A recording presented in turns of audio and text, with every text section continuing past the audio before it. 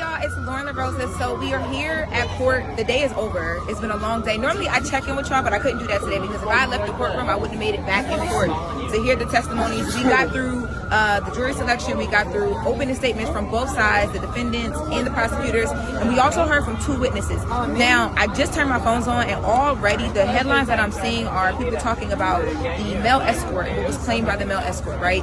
There were claims of who made who urinate on who, whether Diddy, Cassie, who told who to do what.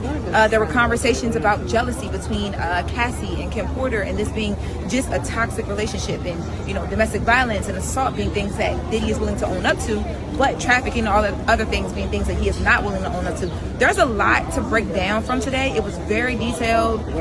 Now let's get into the whole peeing in the mouth by the escort.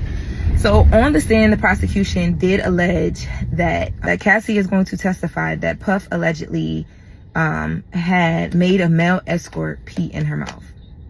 That is what they alleged in their opening statements. There was an escort that got on the stand as a witness. During this testimony, this escort talked about being made to pee in Cassie's mouth. But this witness says that it was Cassie who asked him to do that, and that Puff was watching, and honestly, that was stricken. Like, the jurors, when he got into, like, because he was speaking directly about Cassie and the fact that Cassie allegedly asked him to do it, and that's why he did it. And he was saying that at first he didn't know how to do it. Like, he was just like peeing like he normally pees, and that Cassie, along with Puff, was basically telling him, like, slow down, like, don't let it all come out at one point, like you know what I mean, like you're really peeing.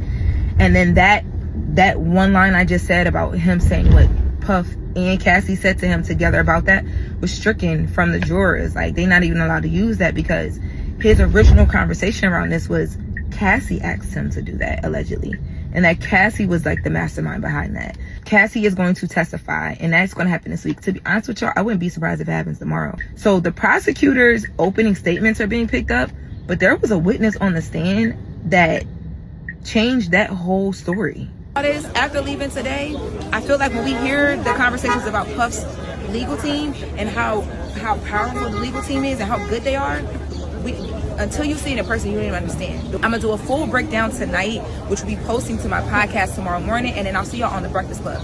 We got a lot to talk about. Today was a day.